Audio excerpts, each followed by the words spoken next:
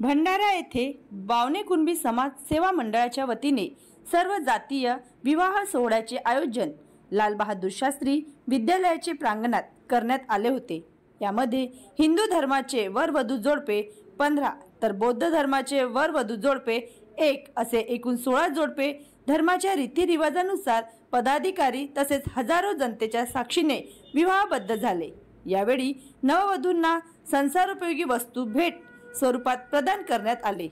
सोहळ्याप्रसंगी अध्यक्षस्थानी खासदार डॉक्टर प्रशांत पडोळे, स्वागताध्यक्ष जिल्हा मध्यवर्ती बँकेचे अध्यक्ष सुनील फुंडे, आमदार परिणय फुके, आमदार नाना पटोले, आमदार नरेंद्र भोंडेकर, आमदार राजू कारेमोरे, माजी राज्यमंत्री नाना पंचबुद्धे, माजी खासदार सुनील मेंढे, माजी खासदार मधुकर कुकडे, माजी आमदार सेवक वाघाळे, शालिकराम कुकडे, दुग्ध संघाचे अध्यक्ष रामलाल चौधरी, बाजार समिती सभापती भाऊराव तुमसरे, बांधकाम सभापती नरेश ईश्वरकर, जिल्हा परिषद सदस्य विनोद बांते, देवा इल्मे, अध्यक्ष सदानंद इल्मे, संयोजक बाळकृष्ण सार्वे, महेंद्र मेंढे, नरेंद्र बुरांडे, पांडुरंग खाटिक इत्यादी मान्यवर प्रामुख्याने मंचावर उपस्थित होते।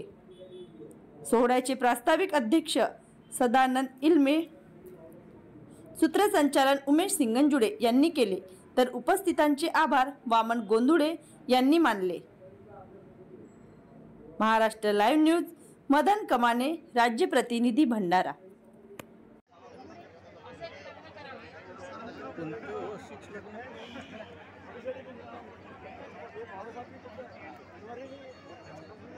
लोकप्रिय आमदार माननीय आसोले साहेब यांच्या मुलीचं सुद्धा लग्न या सामूहिक विवाह झालाय आणि निश्चितच या जोडप्यांची जर संख्या वाढवायची असली तर मंचावर बसलेले आमच्यासारखे सर्व नेते मंडळाने आपल्या मुला मुलींचे लग्न ज्यावेळेस या सामूहिक विवाह सोहळ्याच्या माध्यमातून इथे आयोजित केलं तरच समाज आम्हाला ज्या दृष्टिकोनातून बघत असता आम्हाला बघून मंचावरच्या सगळ्या नेत्यांना बघून आपली पुढची वाटचाल करत असतात, तर तेही समाजाच्या सर्व घटक त्या कार्यक्रमाला आला पाहिजे। मंचावर बसलेले सर्व आमदार खासदार किंवा सर्व नेते मंडळी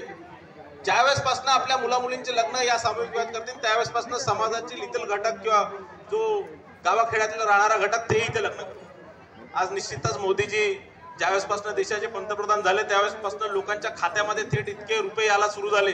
शेतकऱ्यांना इतके पैसे भेटायला सुरू झाले की ते सामूहिक विवाहात लग्न न करता आपल्या गावात मोठा लग्न समारंभ करण्यासाठी ते प्रयत्नशील असतात आणि साधारण लोकांना आता मोठ्या प्रमाणात खात्यात पैसे आल्यामुळे सामूहिक विवाहाकडे थोडंसं ओढ कमी झालेली आहे। निश्चितच नाना भाऊंनी अनेक विषय त्यांनी आपल्या भाषणात मांडले, पण ओबीसीच्या संदर्भात या देशाच्या इतिहासात पहिल्यांदा जर सर्वोच्च पदावर 2014 मध्ये मोदीजी एक ओबीसी समाजाचा व्यक्ती तिथे विराजमान झाले आणि त्यावेळेसपासून सातत्याने ओबीसी समाजाला पुढाकार देण्याचा पुढे नेण्याचं काम आम्ही करतोय आणि निश्चितच देशामध्ये जो ओबीसी कमिशन होता ज्याला कोणताही अधिकार नव्हता त्या ओबीसी कमिशनला संवैधानिक दर्जा देण्याचं काम मोदीजींनी केलं। राज्यामध्ये ओबीसीचं मंत्रालय नव्हतं, 60% जनता या महाराष्ट्रामध्ये ओबीसी समाजाची असल्यावर सुद्धा ओबीसींचा हक्काचं एखादा मंत्रालय नव्हतं, ते मंत्रालय स्थापना करण्यात